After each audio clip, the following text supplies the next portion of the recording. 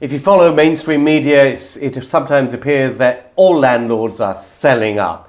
But why should you keep a buy-to-let portfolio? In this episode of Property Answers, we're going to answer that question with my good old friend, John Howard. Am I a friend of yours? Is that official? Of course it is. That's lovely. So many people still say, do you get on with Ranjan? Because sometimes you don't look like you do. I said, well, we all have a moment. Only on Thursday. We all have our moments. No, a lot of people are flogging these things. And Yeah, I think it's, there's a lot of new regulations. And of course, it's a time of change. It's been a musical chairs. So people are, some old timers are getting out. Some people who have got unincorporated portfoilios. I'm not sure I like the term old timers. I think that's a bit derogatory. And you looked at me when you said that. No. I think what I mean is it's economies of scale. If I've got one or two properties and I'm 65 years old, I'll be thinking, do I want to adapt to all these changes, or do I want to cash in my chips because at my stage of life, I want to do this, that, and the other with it. I'll let you know when I'm 65. People's stage of life does affect, yes, of course what they want I to know, do going I forward. totally agree. They might be giving them to the kids, of course. And it's also pruning of the portfolio as well, which is a good thing to do. I think what's happened in the last few months, it's made landlords think. Yes. The ones that have got out because of Section 24, of course, there's plenty of them. Still 2.4 million of us in the UK. But I think a lot of us have thought, right, what have we got that actually isn't working for us? How much tax are we going to pay by selling it? And that's where everyone needs to take this, accountant's advice as to how to sell before April, after April, whatever it might be. And actually, in certain cases, certainly in my case with some of my portfolio, excuse me, I can't afford to sell because I bought them so long ago, even though I've refinanced them probably at some point or another, I can't afford to sell them. I'm going to pay too much tax. So there's no point in selling. And of course, depending what happens later on, budgets and everything else, may even make it even more difficult to sell or make that decision. But I agree with you that everyone has sort of taken a step back and looked at what they've got and said, okay, what is the situation? What do we owe? How much tax am I going to pay by selling these? And also, why am I doing it? Why am I doing it? If I haven't got any capital growth in the last 5 years, and some places haven't, then what is the point? And if I was being very honest with my portfolio that I have across the UK,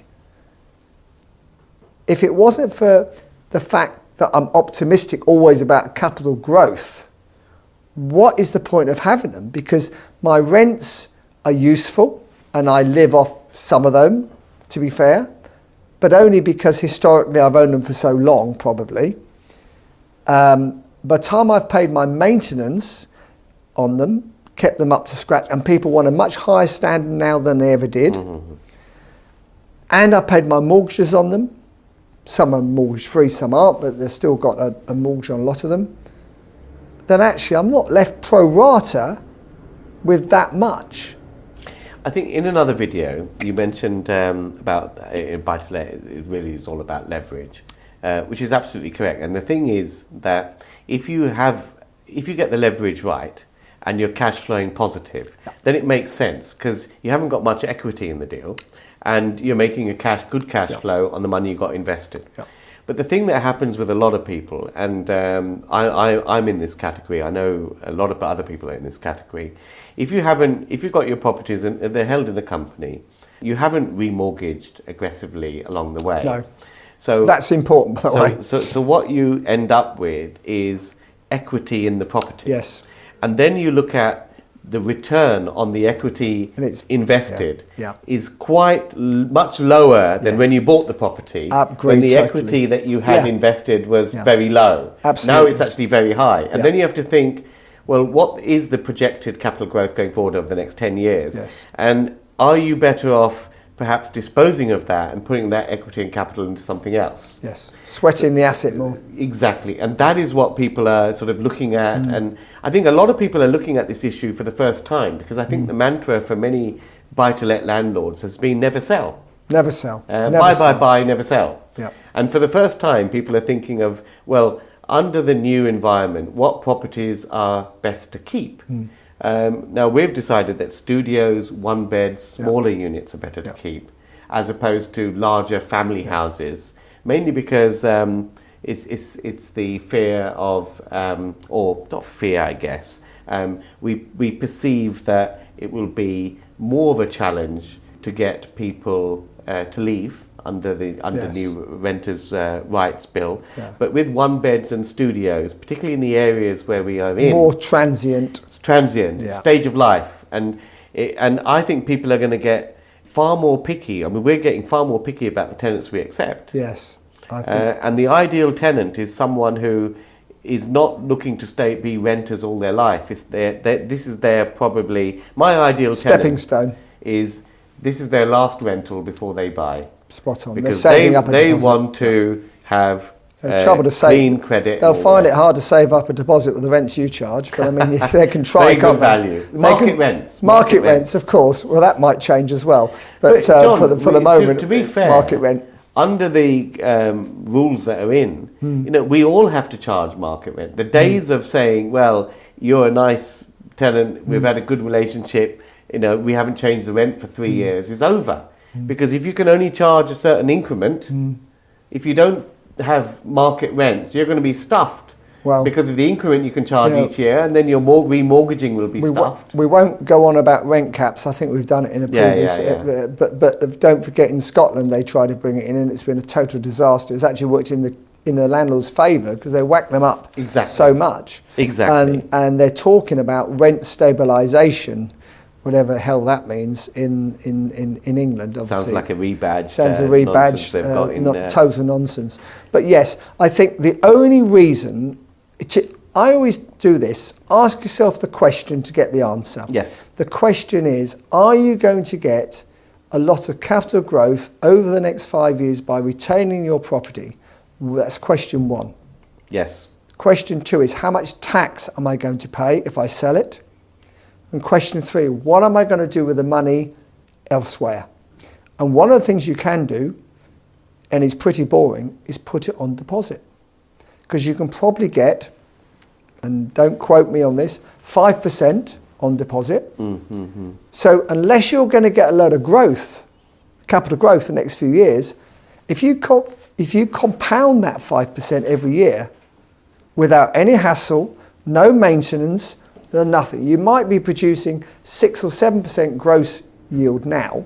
You might be, before tax, before maintenance, before you paid your mortgage. Yeah, well, I think deposits is buncombe. I think you should do Bitcoin day trading. Bitcoin, well, if you want to go sexy, we can go sexy. I did a little bit of that, by the way. I got someone to do it for me. Never again. I'm still licking my wounds. But absolutely, but if you can get 5% on deposit, which you can, then question, why would you want to have all the hassle, the tenants, the worry, the maintenance, the mortgage, the tax, the rates, the potentially empty voids for a month or two? Well, all those things. Service charge if it's a flat, you can get 5% on deposit. I actually think the stuff that we are keeping, we're selling about a quarter of our stock. And that's a lot. That could shift the market that much. You've got that much stock, Ranjan. But no, that's a lot of gear. No, but for you, that's a lot of gear. That's mainly early day stock, and it's stuff because you buy stuff to get going. You do, and to get the snowball effect. But the stuff we're doing now is well, being like retained. I said on a phone call to you the other day when you said, would I come in and do some more of these? I'm delighted to do. And you said you're thinking of selling one or two things. I said to you, would you like some help? Because you've never sold anything before. And I said, I'm willing to help and show you how the process works. Good. I'll ask you at lunch. But the point I'm trying to make is that there's a strategy there. Yes. So the stuff that's sold, in the early days when I got started, flats in other people's blocks, service charges. some of the larger units, Yeah. which would probably be better off as family homes. Yeah. We've decided to keep the studios and one beds, Yeah. and they're all in blocks where we have basically converted them and built them. Yeah. And that gives us the economies of scale. Because if you look at all the legislation that's coming in, who hasn't complained about it? Well, the big build-to-rent people haven't complained about it. Lloyd's Bank and all these people, John Lewis, the people that are talking about getting into build-to-rent, they haven't complained about it because they're building multiple units in one block. Yes.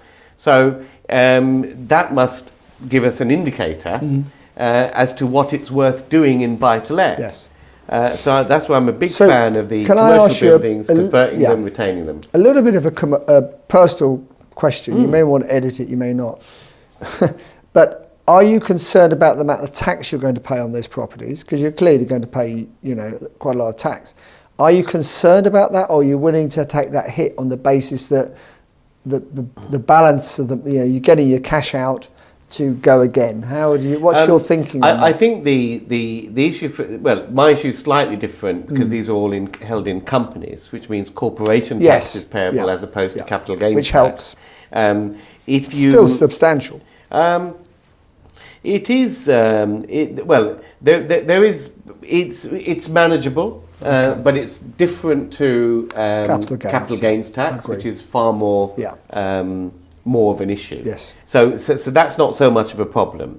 But I think it's more about what the strategy is going forward, what is worth keeping, and kind of focusing and being good on what you're focusing on. What's happened is that with all the changes that have come about, as I said, I was one of these landlords who bought, and never really sold. And it's made you kind of sit up and think and say, right, okay, why are you doing it? Why are you doing this? What's the strategy? What's the common denominator behind the rental portfolio? What sort of figures or returns do they have to generate to hold the place in the portfolio? And it is... It's classic getting rid of your dogs. Of course, yeah. It is different for everyone. I've got a friend of mine, went to school with him, close friend of mine. He rang me up and said, both parents had died, got £500,000, which is very nice, left to him.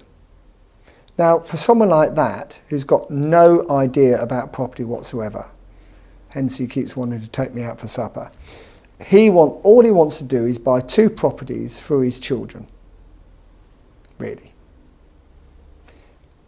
In that scenario, he is not worried about rental income. He doesn't want to borrow any money on them. He's not worried about rental income. And I said to him, just make sure they're in the nicest place you can afford, because you're likely to get better capital growth, potentially, than if they're not. And I thought that's the best advice I could give. So there are people around who will keep buying buy-to-lets, if you like, because their lifestyle suits them, and because they're not looking to sweat the asset, they're looking to put the money somewhere safe. But that's very different to a professional like yourself or myself or many of our listeners today who do want to sweat the asset and do want to potentially, look at their portfolio and change it. So there are people who will still want to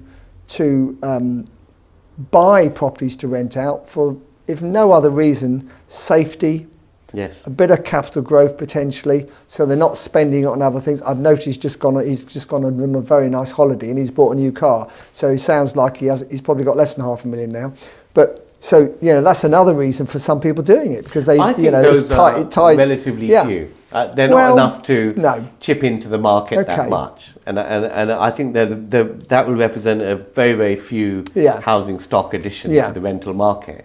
I think the mainstay now is going to be the larger players, and what I would recommend to viewers out there is to look at what the larger players are doing, look at what the larger players and where they're buying as well. Do you think where they're investing? Where they're buying, the kind of areas, the kind of ways they're achieving economies of scale, and try to replicate that in a smaller way. In a smaller way, yeah. That's interesting. Yes, I think that's very interesting advice. Because yields on flats are better than houses. Statistically, they are. But hang on, but flats in other people's blocks can be expensive because the net yield is lower. So even if you can make 2 flats in one building, you'll still get a better yield than if you had that building as a house.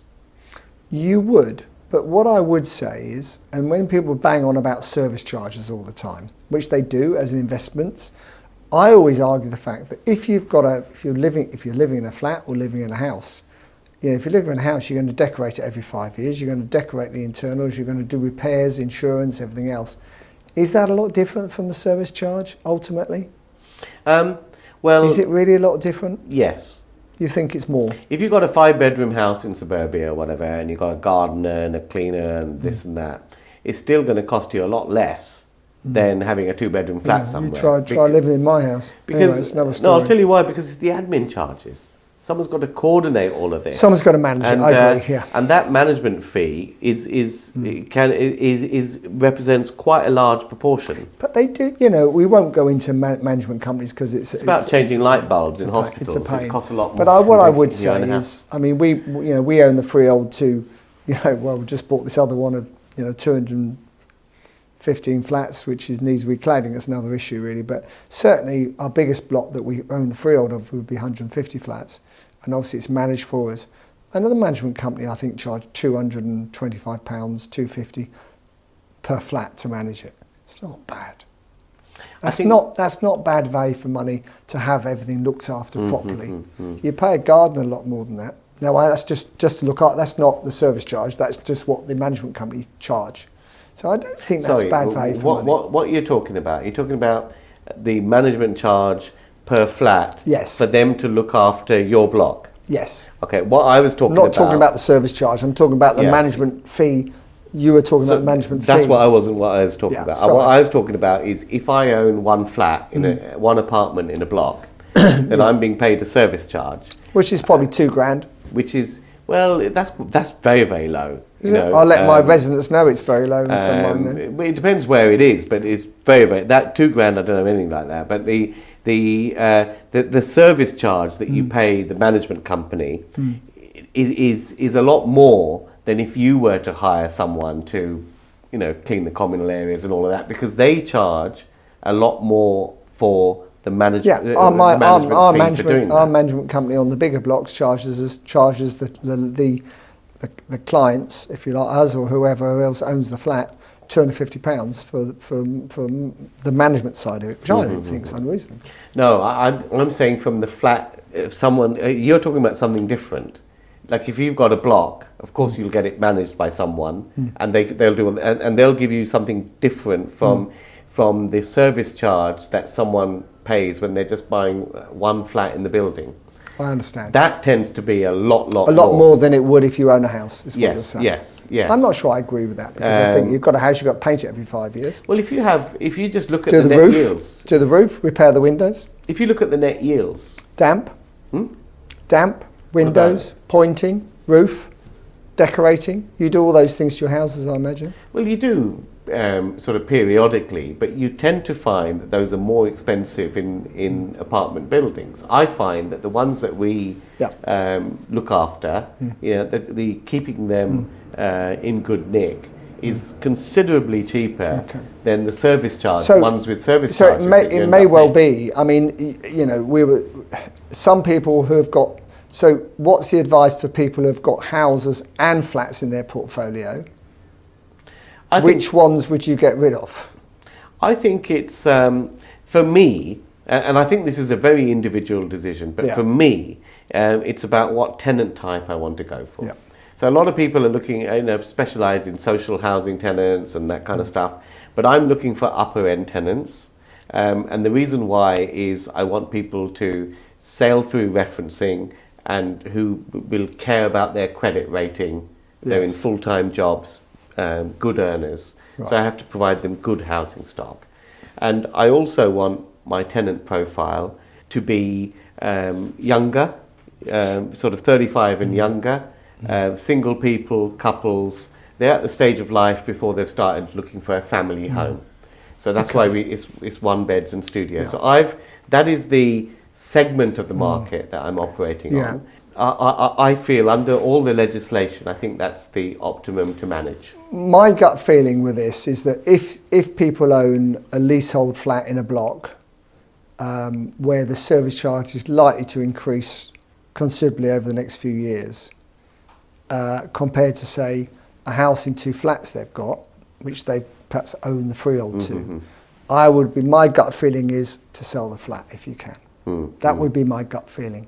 However, because I'm younger than you, better looking than you, I'm actually looking to buy. Comments below. Comments if you agree, below. disagree. Yeah, I'm actually looking to not sell any of my portfolio. I'm looking to increase it, Okay. not sell any.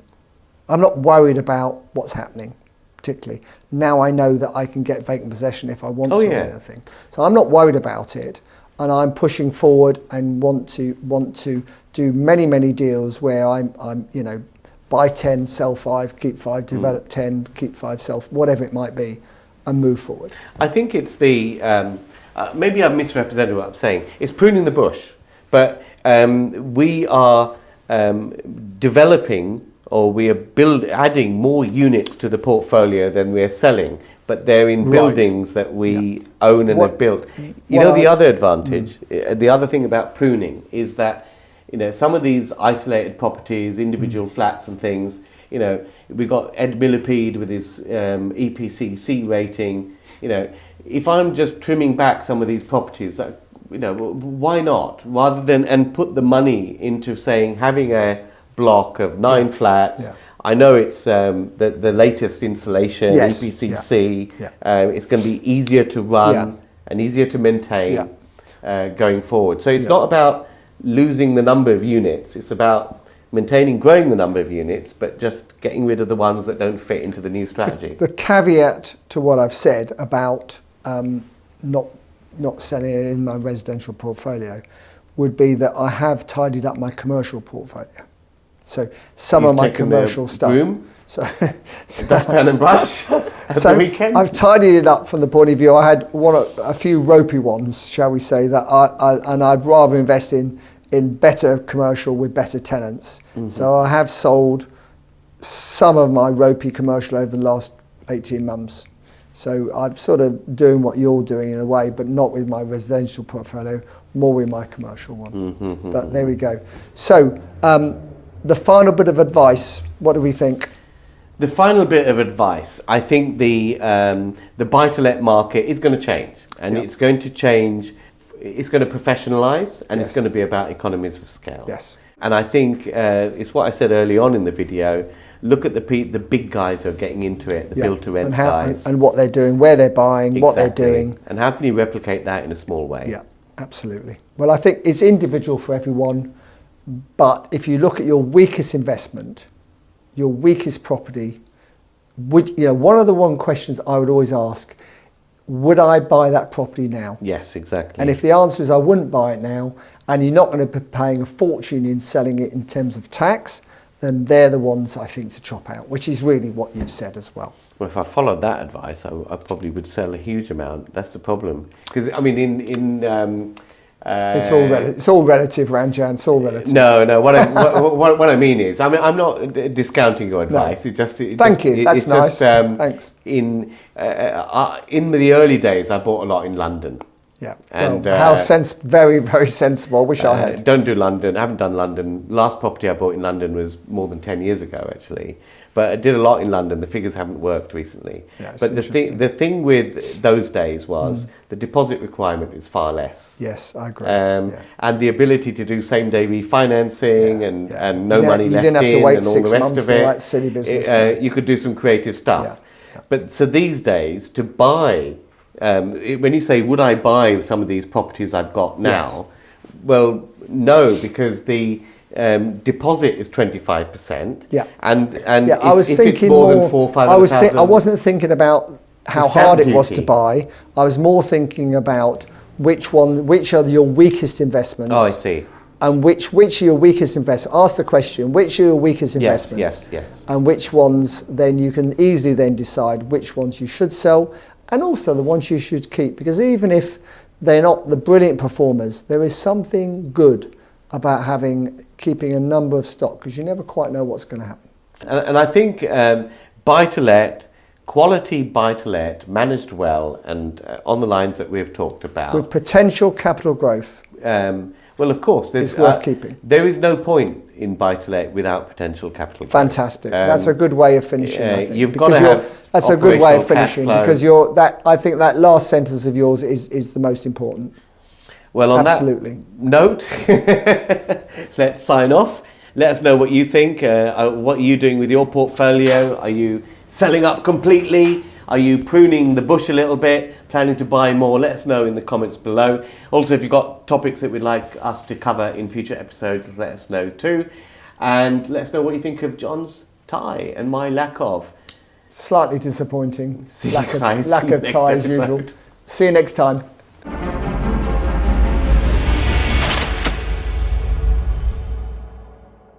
The Baker Street Property Meet is the UK's largest and #1 property investors networking event. The property market is going through monumental change right now, and at Baker Street Property Meet we aim to keep you up to date with the latest tips and tricks and insider tactics to help you keep on top of your property investing game and succeed in these troubled economic times. The Baker Street Property Meet is fundamentally about networking because it's not what you know, it's who you know.